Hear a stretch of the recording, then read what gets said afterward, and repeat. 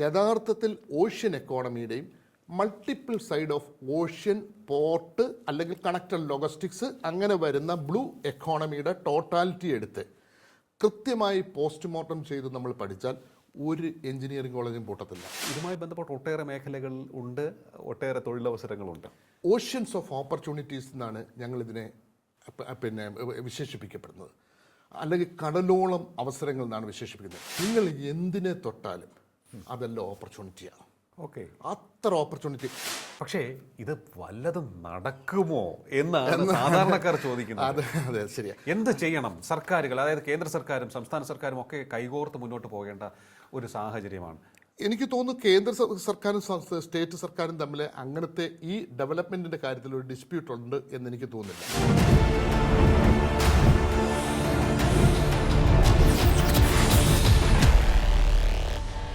നമസ്കാരം, ടോക്കിംഗ് പോയിന്റിലേക്ക് സ്വാഗതം. ഇന്ന് അന്താരാഷ്ട്ര സമുദ്ര ദിനമാണ്.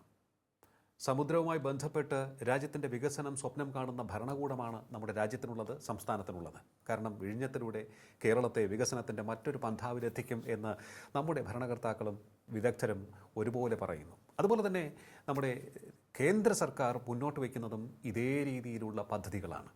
പരിശോധിക്കാൻ നമുക്ക് ഈ വിഷയങ്ങൾ. നമ്മോടൊപ്പം ചേരുകയാണ് അന്താരാഷ്ട്ര ഷിപ്പിംഗ് വിദഗ്ധൻ ശ്രീ നാണു വിശ്വനാഥൻ. നമസ്കാരം സർ, ടോക്കിംഗ് പോയിന്റിലേക്ക് സ്വാഗതം. ഒരു ദിനം അത് വളരെ പ്രധാനപ്പെട്ടതാണ്. അന്താരാഷ്ട്ര സമുദ്ര ദിനം എന്ന് പറയുമ്പോൾ ഇന്ന് ലോകം ആചരിക്കുന്ന ഒട്ടേറെ ദിനങ്ങളിൽ പ്രധാനപ്പെട്ട ചുരുക്കം ചില ദിനങ്ങളിലൊന്നാണ് സമുദ്രദിനം. ഇതിൻ്റെ ഇമ്പോർട്ടൻസ് എത്രത്തോളമാണ് വെറുമൊരു ദിനാചരണം എന്നുള്ളതിനപ്പുറത്തേക്ക്? എല്ലാ വർഷവും ജൂൺ മാസം 8-ാം തീയതി, അത് ഇന്ന് ആണ് ലോകം അന്താരാഷ്ട്ര സമുദ്ര ദിനം ആചരിക്കുന്നത്. വളരെ വ്യക്തമായ കാഴ്ചപ്പാടോടുകൂടി 1992 ബ്രസീലിൽ വെച്ച് നടന്ന ഫൗമ കോൺഫറൻസിൽ കാനഡയാണ് ഈ ആവശ്യം മുന്നോട്ട് വെക്കുന്നത്. അന്നത്തെ ഒരു കാഴ്ചപ്പാടെന്ന് പറയുന്നത്, സമുദ്രം എന്ന് പറയുന്നത് മനുഷ്യൻ്റെ നിലനിൽപ്പിൻ്റെ, ആവാസ വ്യവസ്ഥയുടെ, ചരക്ക് വ്യാപാരത്തിൻ്റെ, മനുഷ്യൻ്റെ അന്നം നൽകുന്നതിൻ്റെ ഏറ്റവും പ്രധാനപ്പെട്ട ഇടമാണ്. ആ സമുദ്രം നിലനിന്നാൽ മാത്രമേ ലോകത്തിന് മുന്നോട്ട് പോകാൻ കഴിയും എന്നുള്ള ഒരു തിരിച്ചറിവായിരുന്നു. ആ തിരിച്ചറിവ് പിന്നീട് മുന്നോട്ട് ചർച്ചകളായിട്ട് വന്നു. അങ്ങനെ ചർച്ചകളായിട്ട് മുന്നോട്ട് വരികയും 2008 ഐക്യരാഷ്ട്രസഭ ഈ കാര്യങ്ങളെ കൺസോൾഡേറ്റ് ചെയ്തുകൊണ്ട് ഈ മെസ്സേജ് 7 ഭൂഖണ്ഡത്തിലുള്ള 71% വരുന്ന ഓഷ്യനുമായിട്ട് കണക്ട് ചെയ്ത് ലോകത്ത് സമുദ്രത്തിൻ്റെ നിലനിൽപ്പും സമുദ്രം മനുഷ്യൻ ഉപയോഗിക്കേണ്ട റെസ്പോൺസിബിൾ രീതിയെക്കുറിച്ചും ജനങ്ങളിലേക്ക് എത്തിക്കുക എന്നുള്ള തരത്തിലേക്ക് ഒരു അന്താരാഷ്ട്ര മാരിടൈം ദിനം പ്രഖ്യാപിക്കുകയും 2009 തൊട്ട് അന്ന് 180-ൽ പരം രാജ്യങ്ങൾ അതിനകത്തിലേക്ക് മെമ്പർ കൺട്രീസ് ആവുകയും അങ്ങനെയാണ് സമുദ്രദിനം ആചരിക്കുന്നത്. ഓക്കെ, ആ സമുദ്രദിനം എന്ന് പറയുന്നത് മനുഷ്യൻ്റെ നിലനിൽപ്പ് ഭാവി തലമുറയ്ക്ക് വേണ്ടി ഉറപ്പാക്കുന്നതിന് വേണ്ടിയുള്ള അവർ ഓഷ്യൻ, അവർ ഫ്യൂച്ചർ എന്നുള്ള അവർ റെസ്പോൺസിബിലിറ്റി എന്നുള്ള ഒരു ടോട്ടാലിറ്റി മെസ്സേജിലാണ് ഇന്ന് ഓഷ്യൻ ദിനം ലോകം മൊത്തം ആചരിക്കുന്നത്. തീർച്ചയായിട്ടും. എന്തായാലും നമ്മുടെ ഭാവി സമുദ്രവുമായി ബന്ധപ്പെട്ട് കിടക്കുകയാണെന്ന് വേണമെങ്കിൽ പറയാം, അല്ലേ? അത് തന്നെ ആയിരിക്കണം കേന്ദ്ര സർക്കാരും ഇത്തരത്തിലുള്ളൊരു പദ്ധതികളുടെ ഒരു നീണ്ട നിര തന്നെ വിഭാവനം ചെയ്യുന്നതെന്ന് തോന്നുന്നു. എന്താണ് അക്കാര്യത്തിൽ സാധ്യതകൾ എത്രത്തോളം നമുക്ക് മുന്നിലുണ്ട് എന്നുള്ളത് കൃത്യമായി, അതായത് പലപ്പോഴും പല വിദഗ്ധന്മാരും സംസാരിക്കുമ്പോൾ സാധാരണക്കാർക്ക് മനസ്സിലാവാറില്ല. ഈ വിഷയത്തിൽ നമുക്ക് എല്ലാവർക്കും ഒരുപോലെ സാധ്യതകൾ മുന്നിലേക്ക് വരികയാണെന്നാണ് ഞാൻ മനസ്സിലാക്കുന്നത്. എന്തൊക്കെയാണ് ഇക്കാര്യത്തിൽ അങ്ങേക്ക് പറയാനുള്ളത്? ഓക്കെ, 2 തരത്തിലേക്ക് നമുക്കതിനെ ഒന്ന് എടുത്തിട്ട് കൊണ്ടുവരാം. പ്രാധാന്യം, സമുദ്രത്തിൻ്റെ ഒരു പ്രാധാന്യവും സമുദ്രവുമായിട്ട് ബന്ധപ്പെട്ട് ഇന്ത്യ കാണപ്പെടുന്ന കാഴ്ചപ്പാട് 2ആയിട്ടെടുക്കാം. അതായത് മനുഷ്യനാവശ്യമായിട്ടുള്ള ഓക്സിജൻ്റെ 70% നമ്മുടെ ഭക്ഷണത്തിൻ്റെ ഏറ്റവും കൂടുതലായിട്ടുള്ള സ്വാധീനവും നമ്മുടെ ക്ലൈമറ്റിനെ നിലനിർത്തുന്നതിൻ്റെയും ലോക ചരക്ക് വ്യാപാരത്തിൻ്റെ 95% നടക്കുന്നതും ഓഷ്യനിൽ കൂടെയാണ്. 7 ഭൂഖണ്ഡത്തെ തലങ്ങും വിലങ്ങും കപ്പലുകൾ ഓടി അതിനെ കണക്ട് ചെയ്തിട്ടുള്ള multi modal transportation, means road ട്രാൻസ്പോർട്ടേഷനും എയർ ട്രാൻസ്പോർട്ടേഷനും കൂടെ വെച്ച് ഈ ലോകത്തെ ഊട്ടുന്നതിന് വേണ്ടിയുള്ള പ്രധാന പാതയാണ് സമുദ്രം. ഇതാണ് ആ സമുദ്രത്തിൻ്റെ ഒരു മേഖല. മറ്റൊരുപാട് പ്രത്യേകതയുണ്ട്. ഇത് ഇന്ത്യൻ ചരിത്രത്തിലേക്ക് വന്നാൽ ഇന്ത്യക്ക് ഒരു ഏറ്റവും വലിയ പൈതൃകമുള്ള ഒരു രാജ്യമാണ് മാരിടൈം സെക്ടറിലെ. അത് പഴയ നമ്മളെ സംബന്ധിച്ചിടത്തോളം മഹാഭാരതത്തിനകത്തിൽ നോക്കിയാലും അതായത് രാമായണത്തിൽ നോക്കിയാലും ഒക്കെ ഈ ചരിത്രത്തെക്കുറിച്ച് പറയുന്നുണ്ട്. അതായത് ലോത്തൽ എന്ന് പറയുന്ന ഗുജറാത്തിലെ ഒരു തുറമുഖം ലോകത്തിലെ ആദ്യത്തെ ഡോക്കാണെന്ന് തന്നെയാണ് വിശേഷിപ്പിക്കപ്പെട്ടിരിക്കുന്നത്, ചരിത്രം പറയുന്നത്. കേരളത്തിലേക്ക് വന്നാൽ മുസരീസ്, റോമ സാമ്രാജ്യം, അലക്സാണ്ട്രിയ, മറ്റ് പല അറബ് രാജ്യങ്ങളുമൊക്കെ ആയിട്ട് വ്യാപാരം നടത്തിയിട്ടുള്ള അങ്ങനെ നീണ്ട ഒരു മാരിടൈം ചരിത്രം പറയാനുള്ള രാജ്യമാണ് ഇന്ത്യ. പക്ഷേ കോളനിവൽക്കരണത്തിന് ശേഷം 498 വാസ്കോഡിഗാമ വന്നു, സ്വാതന്ത്ര്യം നഷ്ടപ്പെട്ടു. അതിനുശേഷം സ്വാതന്ത്ര്യം കിട്ടിയതിന് ശേഷവും കുറച്ച് നീണ്ട കാലം നമുക്ക് മാരിടൈം ട്രേഡിനെയോ അതിൻ്റെ മറ്റു വശങ്ങളോ കൃത്യമായിട്ട് എക്സ്പ്ലോർ ചെയ്യാൻ കഴിഞ്ഞില്ല. പക്ഷേ ഈ കാലഘട്ടത്തിനകത്തിലെ ലോകം മറ്റ് പല രാജ്യങ്ങളും അതായത് ആരാണോ കടലിനെ കീഴ്പ്പെടുത്തുന്നത് അവർ ലോകം കീഴ്പ്പെടുത്തും എന്നുള്ള തരത്തിലാണ്. അപ്പം ഈ സ്ട്രാറ്റജി ഇന്ത്യ ഈ കഴിഞ്ഞ കുറച്ച് സമയമായിട്ട് തിരിച്ചറിയുകയും അപ്പം ആ സ്ട്രാറ്റജിയുടെ ഭാഗമായിട്ട് ഇന്ത്യയെ സംബന്ധിച്ചിടത്തോളം മുന്നോട്ട് പോകാൻ പറ്റുന്ന ഏറ്റവും പ്രധാനപ്പെട്ട എനർജി സമുദ്ര വ്യാപാരത്തെ വിപുലപ്പെടുത്തി 195 രാജ്യങ്ങളിലേക്കും ട്രേഡിലേക്ക് പോവുക എന്നുള്ളതാണ്. അപ്പോൾ നമ്മുടെ അതിലൂടെ ഇന്ത്യയെ ഒരു വികസിത ഇന്ത്യ 2047 100 വർഷം സ്വാതന്ത്ര്യം കഴിഞ്ഞ് 100ാം വർഷം കൊണ്ടുവരിക എന്നതാണ് ഇന്ത്യയുടെ കാഴ്ചപ്പാട്. അതെ, ഈ കാഴ്ചപ്പാടിൻ്റെ ഭാഗമായിട്ട് അപ്പോൾ നമ്മളെ സംബന്ധിച്ചിടത്തോളം വ്യാപാരം നമുക്ക് വർദ്ധിപ്പിക്കണം എങ്കിൽ കോസ്റ്റ് കുറച്ചാലേ ലോകരാജ്യങ്ങളിലേക്കുള്ള ഡിമാൻഡുകൾ നമുക്ക് ഏറ്റെടുക്കാൻ പറ്റത്തുള്ളൂ. ഈ ഭാവന, ഈ പദ്ധതികളൊക്കെ തന്നെ നടപ്പിലാക്കാൻ വേണ്ട നടപടികൾ കേന്ദ്ര സർക്കാരിൻ്റെ ഭാഗത്തു നിന്നുണ്ടാകുന്നുണ്ടോ? അത് ഇഫക്റ്റീവാണോ? തീർച്ചയായിട്ടും വളരെ എഫക്റ്റീവാണ്. അതായത് 2016 അതായത് നമുക്ക് 9 കോസ്റ്റൽ സ്റ്റേറ്റ് ആണുള്ളത്. ഈ 9 കോസ്റ്റൽ സ്റ്റേറ്റുമായിട്ട് ഉള്ളിടത്തും ഇൻലാൻഡായിട്ടുള്ള തുറമുഖങ്ങളെ ഡെവലപ്പ് ചെയ്യുക എന്നുള്ള തരത്തിൽ സാഗർമാല എന്ന തുറമുഖ പദ്ധതി കൊണ്ടുവന്നു.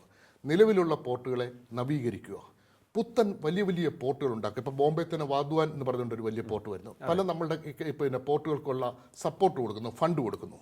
അപ്പോൾ പോർട്ടുകൾ നമ്മൾ ഡെവലപ്പ് ചെയ്യുമ്പോൾ സമാന്തരമായിട്ട് തന്നെ, കാരണം എല്ലാ സ്റ്റേറ്റുകളിലും അല്ലെങ്കിൽ നമുക്ക് 9 സ്റ്റേറ്റേ ഉള്ളൂ തീരദേശം, ബാക്കിയുള്ള സ്റ്റേറ്റുകളിൽ നിന്നും കാർഗോ പുള്ളി ചെയ്ത് കൊണ്ടുവരാൻ വേണ്ടി ഭാരത് മാല എന്ന് പറയുന്നത് റോഡും റെയിൽവേയും കണക്ട് ചെയ്യുന്ന.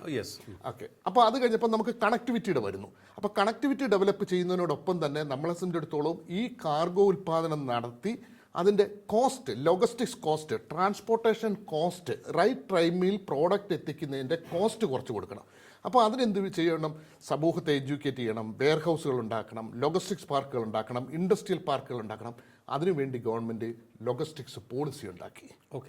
അത് കഴിഞ്ഞതിന് ശേഷം ഈ പറയുന്ന ലോകം എന്ന് പറയുന്നത് ഇപ്പോൾ കാർഗോ സ്റ്റഫ് ചെയ്യുന്നതും അല്ലെന്നുണ്ടെങ്കിൽ ട്രക്ക് ഡ്രൈവിങ്ങും ഒക്കെ വെച്ച് ബാക്കി മാരിടൈം അല്ലെങ്കിൽ ഇതുമായിട്ട് ബന്ധപ്പെട്ടതിനകത്തിലെ ലോകങ്ങളെ കണക്ട് ചെയ്യാൻ വേണ്ടി, രാജ്യങ്ങൾ തമ്മിൽ കണക്ട് ചെയ്യാൻ വേണ്ടി ഡിജിറ്റലൈസേഷൻ വേണം. ഈ പറയുന്ന തരത്തിൽ കാർഗോയുടെ ഹാൻഡ്ലിങ്ങിനും കൃത്യമായിട്ടുള്ള ഓട്ടോമേഷൻ വേണം. അപ്പം അതുമായിട്ട് ബന്ധപ്പെട്ട് PM ഗതിശക്തി, ഡിജിറ്റൽ ഇന്ത്യ, അതുപോലെ സ്കിൽ ഇന്ത്യ, ഇങ്ങനെ മൾട്ടിപ്പിൾ തരത്തിലേക്കുള്ള പ്രോഗ്രാം വീണ്ടും കൊണ്ടുവന്നു. അതിനോട് സമാന്തരമായിട്ട് മാരിടൈം വിഷൻ എങ്ങ് 2030 എന്നുള്ള തരത്തിൽ. അപ്പം സമുദ്രത്തെ സംരക്ഷിക്കുക, സമുദ്രവുമായിട്ട് ബന്ധപ്പെട്ടിട്ടുള്ള ട്രേഡുകൾ ഡെവലപ്പ് ചെയ്യുക, ഇതിനകത്തിൽ തന്നെ ലോകരാജ്യങ്ങളുമായിട്ട് കണക്ട് ചെയ്യാൻ വേണ്ടി തന്നെ നമുക്കറിയാലോ India, middle east, Europe, logistics എന്നുള്ള G20 നമ്മുടെ കാഴ്ചപ്പാട് കൊണ്ടുവന്നു. ഇപ്പോൾ തന്നെ ഇറാനിലെ നമുക്ക് ചാബുകാർ എന്ന് പറഞ്ഞൊരു പോർട്ട് നമ്മളെടുത്തു. നമ്മളെ സംബന്ധിച്ചിടത്തോളം ഈ പറയുന്ന ശ്രീലങ്കയിലെയും മറ്റും നമ്മൾ ഇൻവെസ്റ്റ് ചെയ്യുന്നു.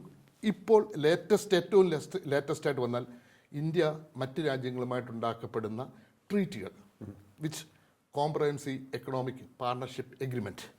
ഇപ്പം കഴിഞ്ഞ ദിവസം തന്നെ അതായത് ഒമാനുമായിട്ട് ഇവിടുന്ന് മത്സ്യങ്ങളും ബാക്കിയൊക്കെ അങ്ങോട്ട് കൊണ്ടുവന്നു.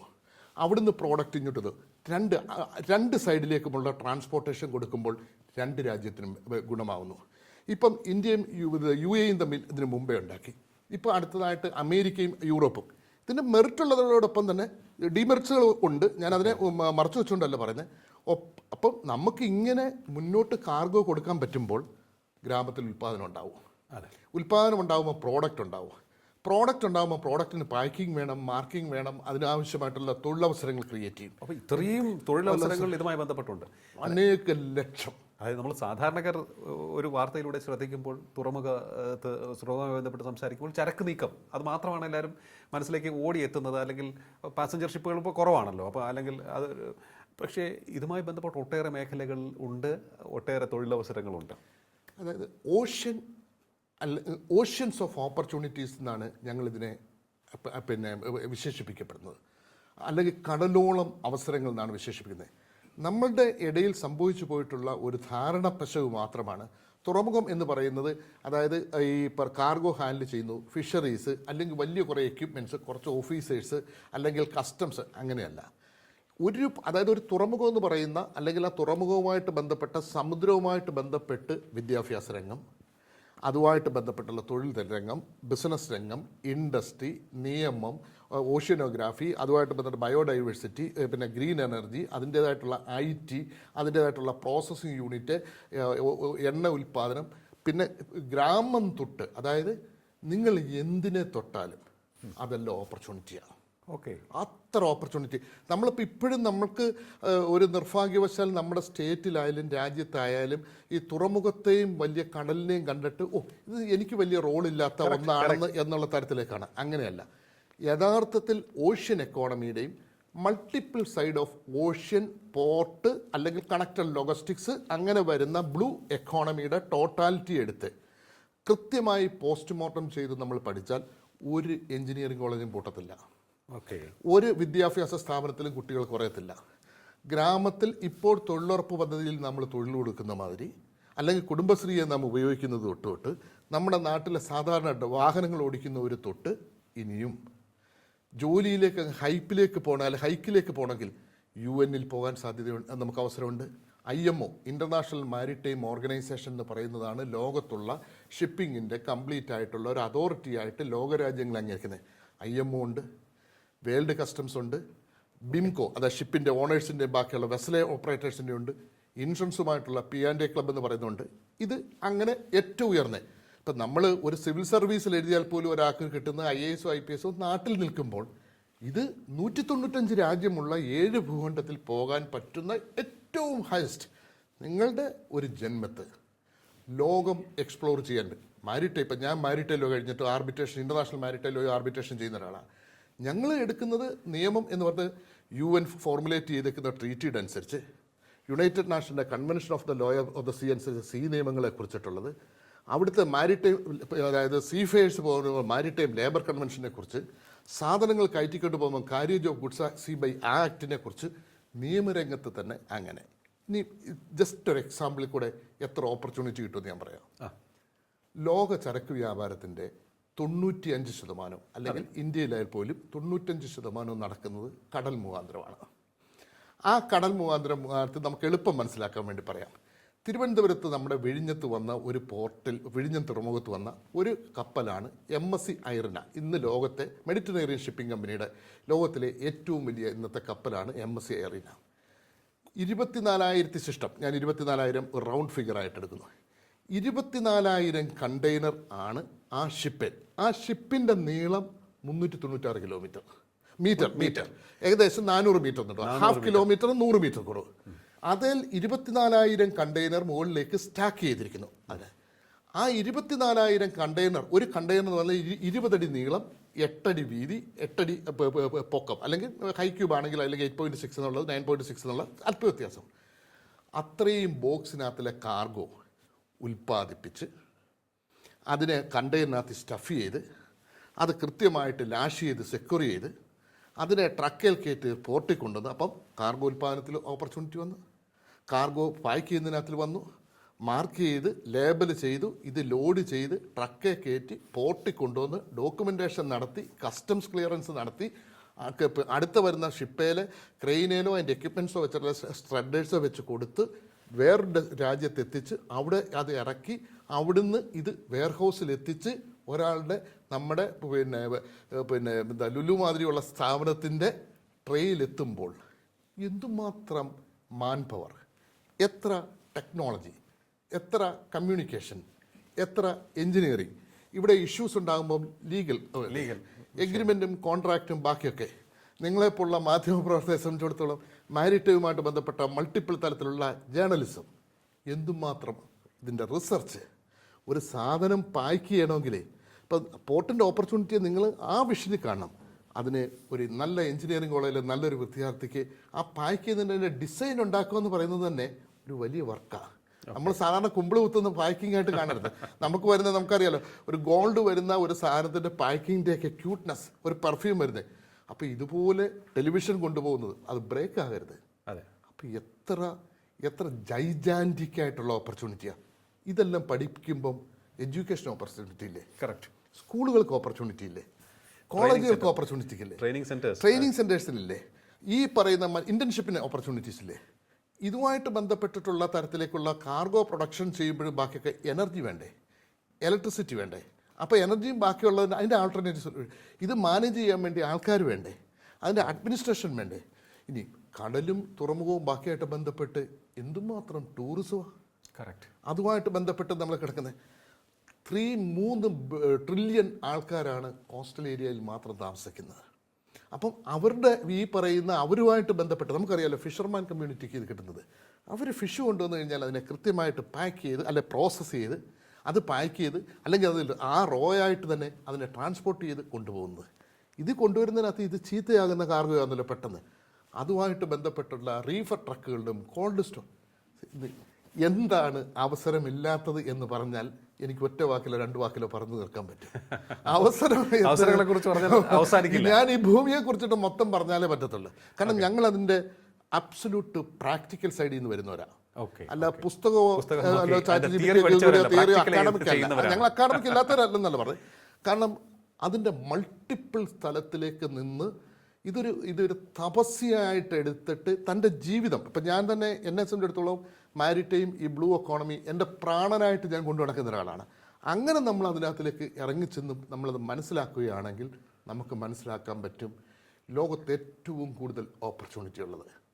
നിങ്ങൾക്ക് ലോകത്തിന് ഏറ്റവും നല്ല സംഭാവന ചെയ്യാൻ പറ്റുന്ന മേഖലയാണ് മാരിടൈം. ഇത്രയും സാധ്യതകൾ. അപ്പോൾ നമ്മളിപ്പോൾ രാജ്യത്തിൻ്റെ ഒട്ടേറെ 2 പദ്ധതികളെക്കുറിച്ച് പറഞ്ഞു. ഈ സാഗർമാലയാണെങ്കിലും മാരിടൈം മിഷൻ, നിരവധി പദ്ധതികളുണ്ട്. പക്ഷേ ഈ രാജ്യത്തെ പോർട്ടുകൾ വികസിപ്പിക്കാൻ വേണ്ട പദ്ധതികൾ തയ്യാറാക്കിയെന്ന് പറയുന്നു. പക്ഷേ നമ്മുടെ കേരളത്തിൽ തന്നെ നമുക്കറിയാവുന്നുള്ളത് കുറച്ച് പോർട്ടുകൾ മാത്രമാണ്. അല്ലെങ്കിൽ ചെറിയ ചെറിയ പോർട്ടുകളുണ്ട്, വലിയ 2 പോർട്ടുകളുണ്ട്, വിഴിഞ്ഞമുണ്ട്, കൊച്ചിയുണ്ട്.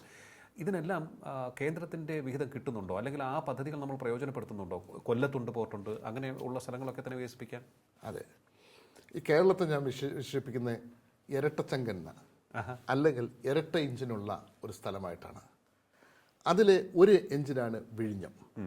അതിൻ്റെ മറ്റേ ഒരു ഇരട്ടച്ചങ്ക് അല്ലെങ്കിൽ ഒരു ചങ്കാണ് വിഴിഞ്ഞവും, മറ്റൊരു ചങ്കാണ് ഈ പറയുന്ന കൊച്ചി. ഇപ്പം കൊച്ചിയിലേക്ക് നമുക്ക് അങ്ങോട്ട് പോയിട്ട് വിഴിഞ്ഞത്തേക്ക് വരാം. എന്നിട്ട് ഞാൻ ഈ സബ്ജക്റ്റിലേക്ക് വരാം. ഇപ്പം കൊച്ചി അങ്ങോട്ട് എടുത്തു കഴിഞ്ഞാൽ കൊച്ചിൻ പോർട്ട് ട്രസ്റ്റിൻ്റെ കീഴിലെ പോർട്ട് വല്ലാർപാടം, നിങ്ങൾ അറിഞ്ഞോ ഇല്ലയോ എന്നറിയത്തില്ല. അതായത് കൊച്ചിയിലെ Cochin port trust Cochin shipyard limited, അതായത് ലോകത്തിലെ തന്നെ ഏറ്റവും ചരിത്രമായ കണക്കുകൾ പറയുന്ന ഓർഡർ സ്വീകരിച്ചിട്ടാണ് ഇപ്പം നിൽക്കുന്നത്.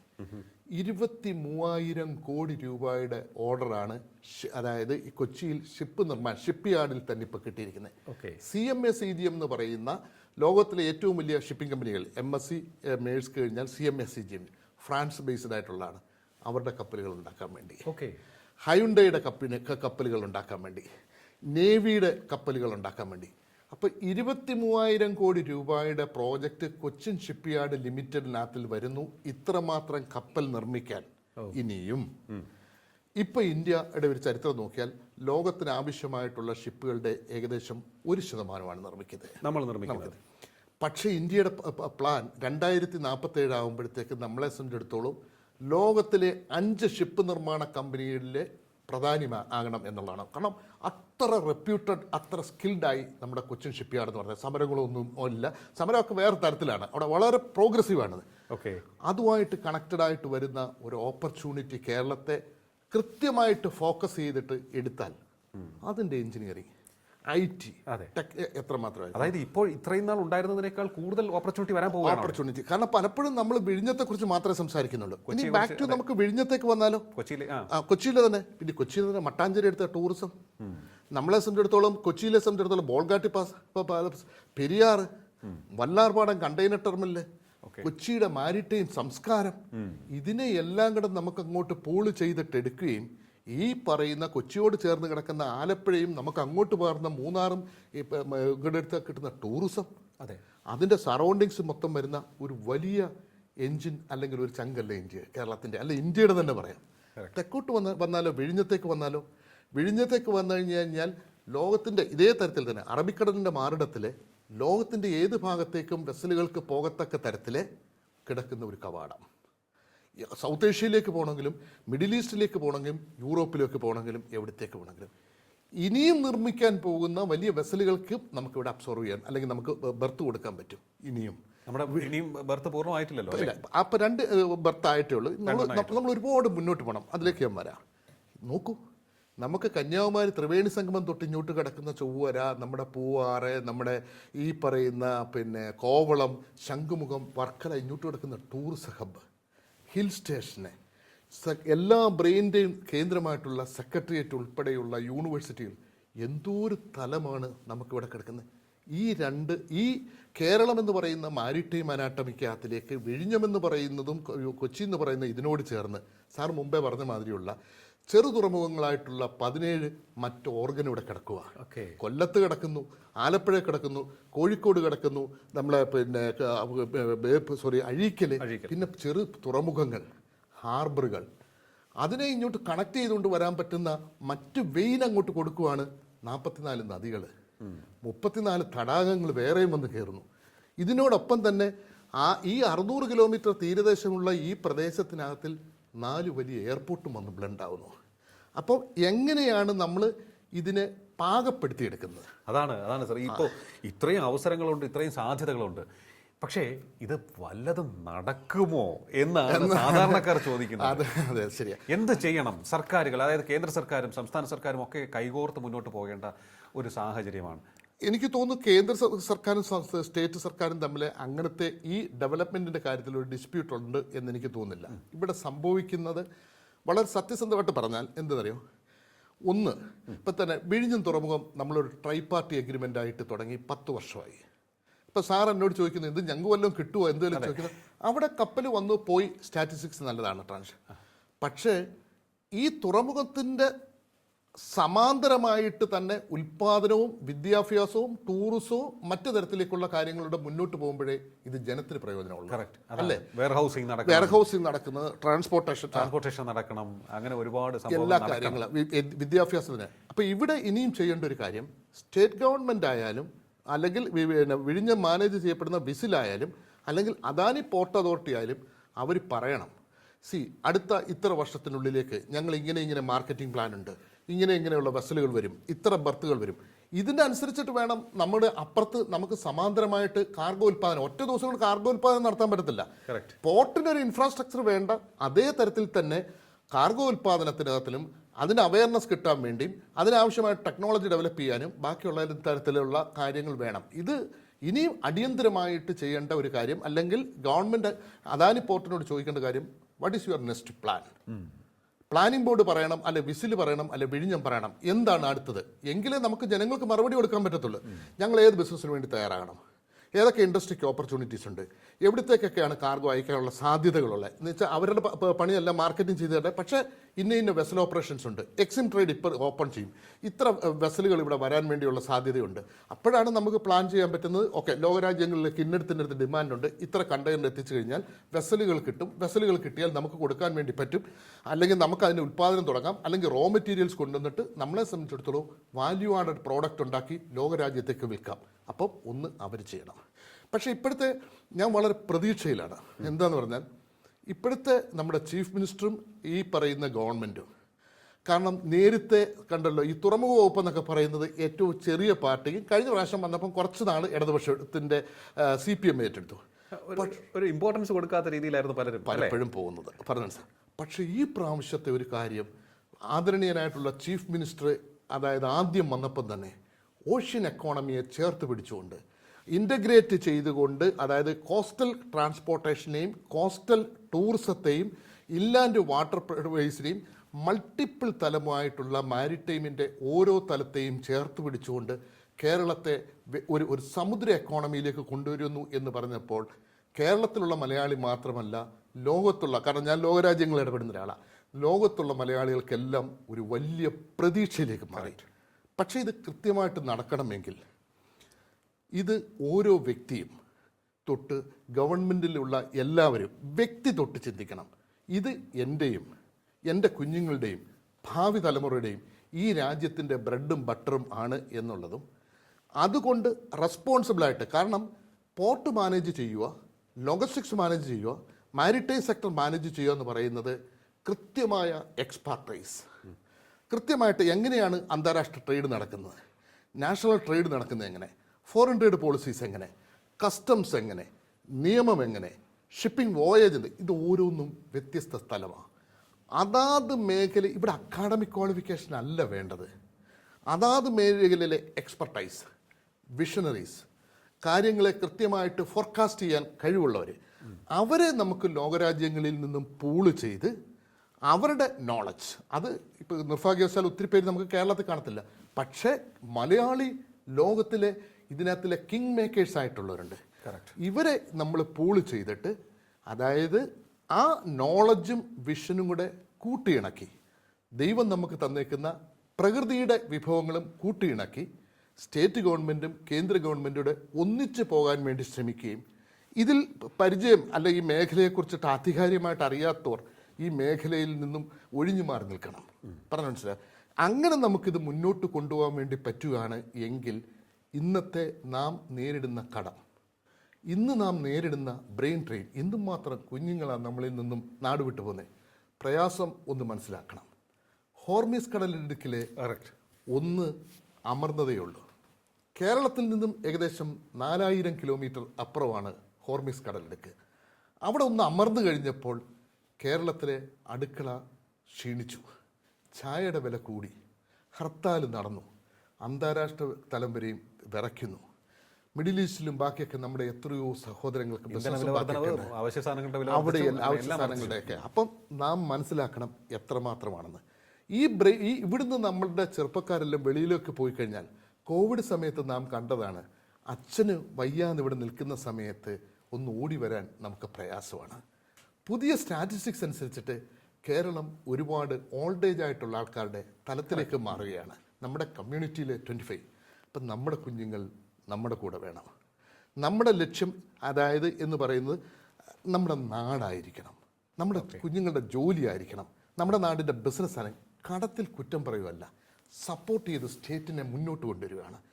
അങ്ങനെ നമുക്കെല്ലാവർക്കും റെസ്പോൺസിബിൾ, ഈവൻ മാധ്യമരംഗമായാൽ പോലും എല്ലാവരും അത്തരത്തിലേക്കൊരു ഒരു ഒരു ഒരു കാഴ്ചപ്പാട് കൊടുത്താൽ. അപ്പം എനിക്കിപ്പം ഒരു വളരെ സന്തോഷം, കാരണം പോർട്ട് മിനിസ്റ്റർ, നമ്മുടെ ചീഫ് മിനിസ്റ്ററുമായിട്ടൊക്കെ സംസാരിക്കുമ്പോഴും, അല്ലെങ്കിൽ ഇപ്പോൾ ടൂറിസം മിനിസ്റ്ററോ അല്ലെങ്കിൽ മറ്റുള്ളവരൊക്കെ പറയുമ്പം അവർക്ക് ആ ഇൻ്റഗ്രേഷനെ കുറിച്ചിട്ടുള്ള വലിയ താല്പര്യമുണ്ട്. പറഞ്ഞു സാർ, അതൊരു വലിയ മോട്ടിവേഷനാണ്. ഞാൻ 30 വർഷത്തിന് മുമ്പേ ബ്ലൂ എക്കോണമിയിൽ നിന്നും ഓഷ്യൻ എക്കോണമിയിൽ നിന്ന് വിഴിഞ്ഞെന്നൊക്കെ പറഞ്ഞു വരുമ്പം മാധ്യമം അടുപ്പിക്കത്തില്ലായിരുന്നു, സെക്രട്ടേറിയറ്റും അടുപ്പിക്കത്തില്ലായിരുന്നു, ഉദ്യോഗസ്ഥരും അടുപ്പിക്കത്തില്ലായിരുന്നു, എല്ലാവരും ഈ പറഞ്ഞു വിടുകയായിരുന്നു. പക്ഷേ ഇപ്പം അതാരുടെയും കുറ്റമോ അല്ലെന്നുണ്ടെങ്കിൽ മറ്റൊരു തരത്തിലോ അല്ല, നമുക്ക് ഓരോ കാര്യങ്ങൾക്ക്, എനിക്ക് ദുബൈയിൽ പോയത് കൊണ്ടാണ് അങ്ങനെ അവസരം മനസ്സിലായി. ഇപ്പം നമുക്ക് വിഴിഞ്ഞം വരുന്നു, ഹോർമീസ് കടലിടുക്കിൻ്റെ ഇഷ്യൂസ് നമ്മൾ കണ്ടപ്പോൾ നമ്മളതിൻ്റെ പ്രശ്നങ്ങൾ മനസ്സിലാക്കി. നമ്മളെ സംബന്ധിച്ചിടത്തോളം ലോകത്ത് നോക്കുമ്പോൾ ദുബൈ ഒരു ഡെവലപ്ഡ് കൺട്രി ആകുന്നതും, അതല്ലെന്നുണ്ടെങ്കിൽ ബുസാൻ്റെ കൊറിയയുടെ എടുത്താലും, അതല്ലെന്നുണ്ടെങ്കിൽ ഹോങ്കോങ്ങിൻ്റെ എടുത്താലും, സിംഗപ്പൂർ എടുത്താലും, ഈ പറയുന്ന അല്ലെങ്കിൽ നെതർലൻഡ് എടുത്താലും, എവിടെ നോക്കിയാലും ഓഷ്യനെ കീഴ്പ്പെടുത്തി, ലോജിസ്റ്റിക്സിനെ ആരാണോ സപ്ലൈ ചെയിനെ കീഴ്പ്പെടുത്തി മുന്നോട്ട് വന്നിട്ടുള്ളവർ, അവരാണ് ലോകത്തിലെ വലിയ എക്കോണമിയായിട്ട് മാറി. തീർച്ചയായിട്ടും നമ്മൾ നോക്കുമ്പോൾ ഇപ്പോൾ UAE കാര്യം പറഞ്ഞു, UAE പോർട്ടുകൾ ആ രാജ്യത്തിൻ്റെ സമ്പദ് വ്യവസ്ഥയുടെ ഒരു നട്ടലായിട്ടാണ് ഇപ്പോൾ നിൽക്കുന്നത്. ജബലലി പോർട്ടാണെങ്കിലും ഫുജേറ പോർട്ടാണെങ്കിലും, ഇപ്പോൾ ഹോർമുസ് കടലിടുക്കിലെ ആ പ്രശ്നത്തെ അതിജീവിക്കുവാനുള്ള ഒരു ഉപാധി എന്ന് പറയുന്നത് ഇപ്പോൾ ഫുജേറ പോർട്ടാണ് ഉപയോഗിക്കുന്നത്. കോർഫക്കാൻ പോർട്ട്, കോർഫക്കാൻ, തീർച്ചയായിട്ടും നല്ല വിഷനാണത്. അത് നല്ലൊരു കാഴ്ചപ്പാട് തന്നെയാണ്. കാരണം അതായത് നമ്മൾ പോർട്ടുകളെ നോക്കണം, നമ്മളവിടെ അബുദാബിയിൽ കാണാം, അബുദാബി ഖലീഫ പോർട്ട് അല്ല, Mina, Jebel Ali port, port Rashid, Sharjah port, Hamriyah, പിന്നെ റാസൽ ഖൈമ, ഫുജറ, കോർഫക്കാൻ വരുന്ന അതേ തരത്തിൽ തന്നെയാണ്. നമ്മളെ സംബന്ധിച്ചിടത്തോളം വിഴിഞ്ഞം, കൊച്ചിൻ പോർട്ട്, ഇൻ ബിറ്റ്വീൻ ഒരു 30 കിലോമീറ്റർ ഇടയ്ക്ക് നമുക്ക് ഹാർബറും പോർട്ടുമായിട്ട് 17 പോർട്ട്, എക്സലൻ്റ് ആയിട്ടുള്ള fisherman community, coastal community, educated ആയിട്ടുള്ള ചെറുപ്പക്കാർ, ലോക സംസ്കാരത്തെ ഉൾക്കൊള്ളാൻ മലയാളിയുടെ അത്രയും കഴിവുള്ള ഒരു ലോകത്ത് വേറെ ഞാൻ ഇത്രയും രാജ്യം പോയിട്ടുള്ള. അപ്പോൾ നമ്മുടെ ഈ റിസോഴ്സസ് എല്ലാം നമ്മുടെ ഉണ്ട്. ഇനി നടപ്പിലാക്കാനുള്ള ഒരു ഇച്ഛാശക്തി വേണം, അത് എക്സിക്യൂട്ട് ചെയ്യണം. അത് അറിവുള്ള ആൾക്കാരെ കൃത്യമായി ഓരോ ആൾക്കാർ ഇത് ഞാൻ പറഞ്ഞു, ഇത് അക്കാഡമി റൂളും റെഗുലേഷൻസും ഒക്കെ വെച്ചിട്ട് ചെയ്യാൻ വേണ്ടി നമ്മൾ നോക്കിക്കഴിഞ്ഞാൽ നമുക്ക് ഒത്തിരി പ്രയാസപ്പെടേണ്ടി വരും. കാരണം ഇവിടുന്ന് ഇപ്പം തന്നെ പണ്ട് ഗൾഫിൽ പോയിട്ടുള്ള ആൾക്കാർ അവരെ സംബന്ധിച്ചിടത്തോളം അവരൊരു പക്ഷെങ്കിൽ ആ കാലത്ത് ഇത്തരത്തിലേക്കുള്ള ഇവിടെ മാരിടൈം എഡ്യൂക്കേഷൻ ഒന്നും കാര്യമായിട്ടൊന്നും ഇല്ലായിരുന്നു. പക്ഷേ അവരവിടെ ചെന്നിട്ട് നിങ്ങളിപ്പോൾ അവിടുന്ന് ഒരു 10ാം ക്ലാസ് കഴിഞ്ഞിട്ടുള്ള ഒരു വലിയ ഷിപ്പിംഗ് കമ്പനിയുടെ ഓണർ വരുമ്പോൾ ഇവിടെ PhD അക്കാഡമിക്ക് വേണം എന്ന് പറഞ്ഞാൽ പ്രയാസമാണ്. പക്ഷേ അതിന് ഓപ്ഷൻ ഉണ്ട്. ഇപ്പം തന്നെ UGC പോലും ആ ഒരു നയം മാറ്റി. UGCയുടെ പുതിയ നിയമം എങ്ങനെയാണെന്നറിയോ? പ്രൊഫസർ ഓഫ് പ്രാക്ടീസ് എന്ന് പറഞ്ഞുകൊണ്ടുള്ള ഒരു സ്കീം ഉണ്ടാക്കി. അപ്പോൾ ആ പ്രൊഫസർ ഓഫ് പ്രാക്ടീസ് എന്ന് പറഞ്ഞാൽ അക്കാഡമിക് തലത്തിലുള്ളവർ അക്കാഡമിക് തലത്തിൽ പഠിപ്പിക്കുക, അതായത് ഈ പ്രൊഫസർ ഓഫ് പ്രാക്ടീസ് ആയിട്ടുള്ളവർ ഇൻഡസ്ട്രിയൽ എക്സ്പീരിയൻസും ഷെയർ ചെയ്ത് ഇവരെ അതായത് വർക്ക് ഫോഴ്സ് ആക്കുക. അപ്പം ആ ഗ്യാപ്പ് നമുക്ക് കുറയ്ക്കാൻ പറ്റും. അപ്പോൾ ഇവിടെയും നമ്മളെ സംബന്ധിച്ചിടത്തോളം പ്ലാനിംഗ് ബോർഡ് എടുക്കുമ്പോഴും മാരിടൈം ബോർഡ് എടുക്കുമ്പോഴും വിസിൽ എടുക്കുമ്പോഴും മന്ത്രിമണ്ഡലത്തിലും ഡിപ്പാർട്ട്മെൻറ്റിലുമൊക്കെ ഇതിനാവശ്യമായിട്ടുള്ള എക്സിസ്റ്റിംഗ് ആയിട്ടുള്ള ആൾക്കാർക്കായാലും അവയർനെസ് അല്ലെങ്കിൽ കൂടുതൽ ട്രെയിനിങ്, പിന്നെ അവരുടെ നോളജ് പബ്ലിക്കിലേക്കും കൂടെ ഷെയർ ചെയ്ത് ഒരു വലിയ നമ്മളെന്താ പറയുന്നത്, നമ്മൾ ജനത്തിനൊരു വിഷൻ വേണം. ജനം തീരുമാനിക്കണം ഇങ്ങനെ പോകണം എങ്കിൽ ഇതൊരു സ്വർഗമാവും കേരളം. ഇല്ലെങ്കിൽ ഇത് സ്വർഗമാകട്ടെ എന്ന തരത്തിലേക്കാണ് ഞാൻ ആശംസിക്കുന്നത്. സിംഗപ്പൂരിനേക്കാളും അപ്പുറമാകട്ടെ. കാരണം നമ്മുടെ സ്റ്റേറ്റിനേക്കാളിലും ഒരു ജില്ലയുടെ അത്രയുള്ള ഒരു പ്രദേശമാണ് അത്രയും വളർന്നത്. നമുക്കറിയാമല്ലോ ദുബൈ എത്ര നമ്മുടെ ഒരു ജില്ലയുടെ അത്രയേ ഉള്ളൂ. അപ്പോൾ ഇത്രയും റിച്ച് റിസോഴ്സസ് നമുക്കില്ലേ?